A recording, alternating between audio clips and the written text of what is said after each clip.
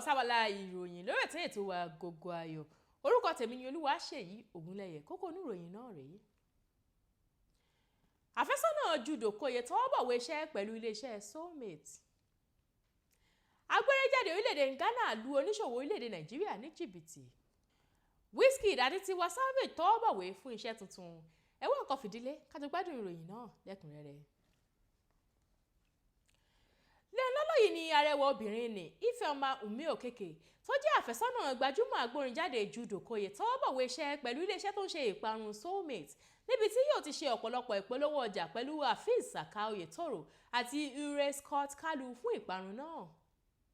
Bó tilẹ̀ jẹ́ wípé iye tí iṣẹ́ náà jẹ́ kò tíì di mímọ̀, ṣùgbọ́n Okeke tí JUDE Okoye ṣẹ̀ṣẹ̀ kọnu ìgbéyàwó sí yóò bẹ̀rẹ̀ sí ní hàn nínú àwọn ìpolówó ọjà náà láìpẹ́ rárá.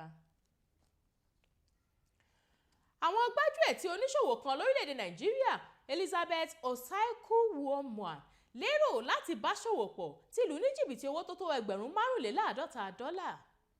Níṣe ni Elizabeth lérò wípé owó tó dúró déédéé ni òun rí, tó sì pinnu láti kó owó lórí iléeṣẹ́ sinimá orílẹ̀‐èdè Ghana, ṣùgbọ́n tí àwọn gbájúẹ̀ náà parí iṣẹ́ lé lórí.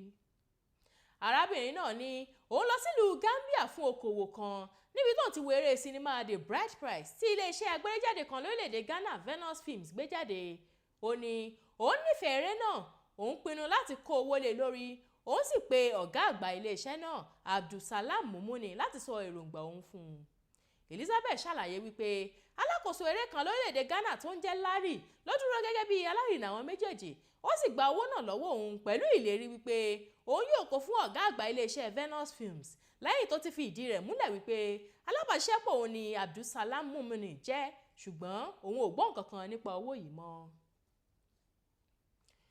WIZKID àti TIWA tí wọ́n jẹ́ ìràwọ̀ olórin ilẹ̀ Áfíríkà tó ti tọwọ́bọ̀wé iṣẹ́ pẹ̀lú iléeṣẹ́ Pepsi fún ọdún 5 mìíràn. Àwọn eléré ìdárayá orílẹ̀-èdè Nàìjíríà méjèèjì náà ti kọ́kọ́ tọwọ́bọ̀wé iṣẹ́ ọlọ́dún kan gẹ́gẹ́ bí ikọ̀ ọba fún iléeṣẹ́ náà lọ́dún 2 sẹ́yìn. Iléeṣẹ́ Pepsi sì tún fi ọdún kan mìíràn kún fún wọn títí di ọdún tó kọjá. Iléeṣẹ́ Pepsi kan tí wulẹ̀ fi ọkàn tán TIWA ni bó tilẹ̀ jẹ́ wípé kò tí ì ṣe àgbékalẹ̀ àwo orin kankan. Eléyìí sì mú kí ó jẹ́ ikọ̀ ọba obìnrin àkọ́kọ́ fún iléeṣẹ́ náà lórílẹ̀-èdè Nàìjíríà. Iṣẹ́ ọlọ́dún 5 tuntun yìí jẹ́ eléyìí tí Paul Okoye tí iléeṣẹ́ Management Consultancy bá wọn fi ẹnu sí. Ó sì ṣe àfihàn àwòrán kan lórí ayélujára Instagram pẹ̀lú TIWA WIZKID àti obìnrin òyìnbó kan. Èyí ni òpin ìròyìn fún tòní, ẹ ti gbọ́ kókó inú rẹ̀ lẹ́ẹ̀kan sí i. Àfẹ́sọ́nà JUDE Okoye tọwọ́bọ̀wé iṣẹ́ pẹ̀lú iléeṣẹ́ SOULMATE. Agbẹ́rẹ́jáde orílẹ̀-èdè Ghana lu oníṣòwò orílẹ̀-èdè Nàìjíríà ní jìbìtì.